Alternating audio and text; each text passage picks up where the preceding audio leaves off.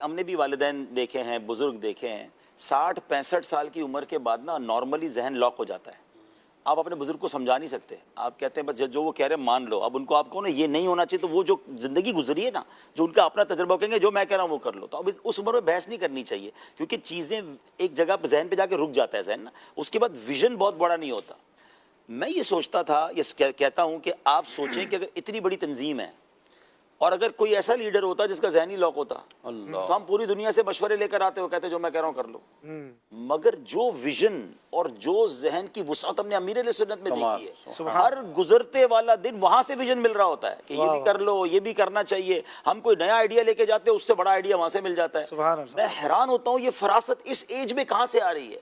یعنی اتنی وسعت قلبی ہے دعوت اسلامی میں. ہر گزرنے والا دن جو انوویشنز ہو رہی ہیں، جو تبدیلیاں ہو رہی ہیں، جو بہتریاں ہو رہی ہیں، وہ کہاں سے ہو رہی ہیں؟ اگر ان کی عقل مندی، اگر میں کہتا ہوں چلیں ایک مشاورت ہو کے ہم پہنچے کسی کے پاس اور وہ کہیں بھائی مجھے سمجھ نہیں آتا، نہیں کرنا، جو کہہ دیا وہ کر لو، تو رک جاتا نا معاملہ.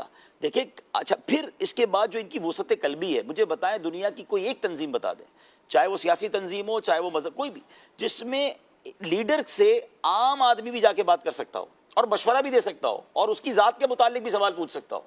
ہماری دنیا میں تو ایسا ہوتا ہی نہیں. ہم نے دیکھا کوئی لیڈر تک تو رسائی نہیں ہوتی. امیر علیہ السلام جب خصوصی مدنی مذاکرہ کرتے ہیں، جامعۃ المدینہ کا ایک طالب علم، بلکہ طالب علم بھی چھوڑیں، ایک پہلی بار فیضان مدینہ آنے والا مائک اٹھا کے ان سے سوال کرتا ہے اور جو مشورہ دینا ہوتا ہے دیتا ہے، بلکہ ان کی ذات کے بارے میں سوال کرتا ہے. اتنا پازیٹیو رپلائی بھی، اتنا اویلیبل ہونا لوگوں کے لیے، اتنا براڈ مینٹیلٹی ہونا، اتنا ویژنری ہونا، اس کو مطمئن کرنا یا اس کی بات کو اڈاپٹ کر کے کہنا بات تو ٹھیک کر رہا ہے، ہمیں کرنی چاہیے. بھائی اس کا کوئی دعوت اسلامی میں ایکسپیرینس نہیں ہے، بٹ یہ جو وسعت قلبی اور عقل مندی ہے، یہی وہ ثمرہ ہے جو دعوت اسلامی عالمی نظروں کے سامنے